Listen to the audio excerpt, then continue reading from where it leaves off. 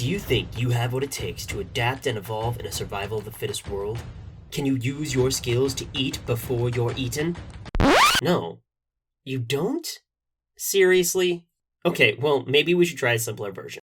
Hi guys, and welcome to Turn 1 with Guys of the Beholder. Today we're going to teach you everything you need to know for your first turn of Evolution the Beginning. Evolution the Beginning is the younger brother to its slightly larger version, Evolution.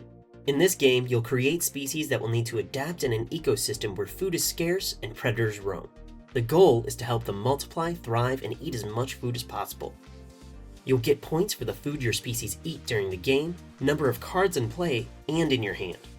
Whoever has the most points at the end of the game wins.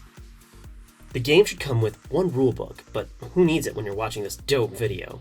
One watering hole. This is where all the species gather their food, so place this in the center of the table so all players can reach it. 234 food tokens, which is an oddly specific number, but okay. We'll place these on the table, and this will be our excess food pile. 88 cards, which we'll shuffle and place near the watering hole, and 5 food bags. They're empty now, but don't worry, we'll fill these with plenty of munchies. Give one of these to each player. Before we start playing, let me give you a little bit of advice. The early bird gets the worm. Seriously, because whoever woke up first gets to go first, and the players' turns proceed clockwise around the table. Each player turn consists of 4 steps. Step 1, gather. Step 2, adapt. Step 3, eat. And step 4, score. I like that one because it rhymes. Also, it's vaguely familiar. 4 scores 7 years ago. At the start of the gather phase of your turn, you'll take 2 food tokens from the excess food pile and place them on the watering hole. Then, take a card from the deck and place it face down in front of you. This is a new species with 1 population. You always get a new species at the beginning of your turn. Finally, draw 3 cards from the deck. There are 4 things you can do during the adapt phase. You can create another species by placing a card face down from your hand on the table. You can add to the population of a species by placing a card face down on an existing species. There's no limit on population, but remember, you must feed each population.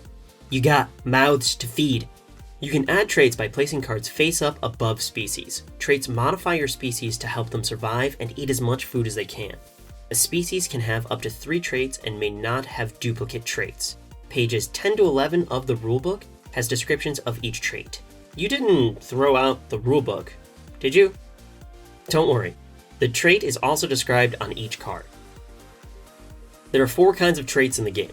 Defensive traits, gray cards that protect your species from carnivores. The carnivore trait, which is a red card that allows you to eat other species. Eating traits, green cards that help feed your species. And population traits, yellow cards that help the population of your species. Side note, you may also remove traits from species by placing them face up in the discard pile. The last thing you can do in the adapt phase is save as many cards as you like for your next turn. After all, no one is forcing you to play cards, right? The third thing you'll do on your turn is eat. This step is super simple, but just in case you forgot how to eat, let's run through it really fast. Each population must eat 1 food or it will starve at the end of your turn. A population is full if the population card has food on it and cannot eat any more even if food is still available. A population that is not full must eat food if it is available. There are 2 ways to eat. You can eat from the watering hole by taking food tokens from the watering hole and placing them on your population cards. Or you can eat the other species.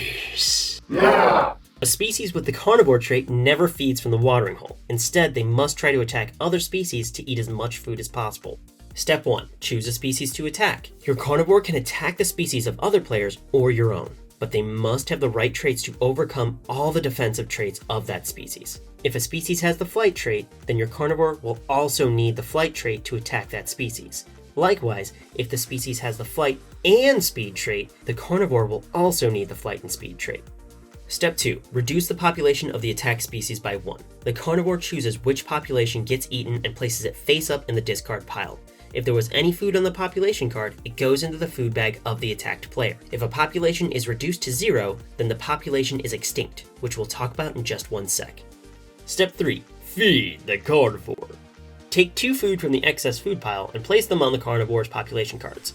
The carnivore may not be able to eat both food tokens if it becomes full. Repeat these steps until your carnivore's population is full, or there are no legal targets. This may mean you have to target your own species. Every population without food at the end of your turn starves. Like I said, you got mouths to feed. Take these population cards and place them face up into the discard pile.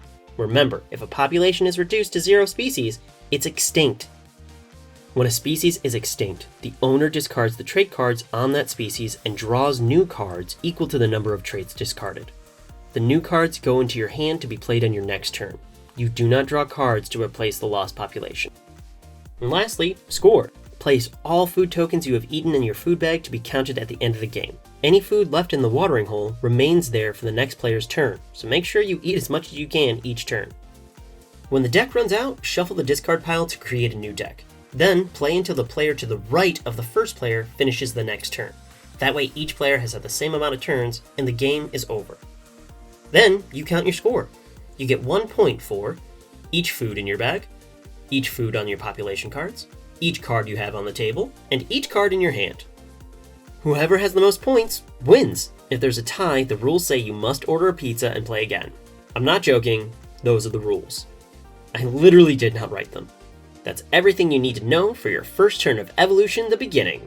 Good luck and have fun!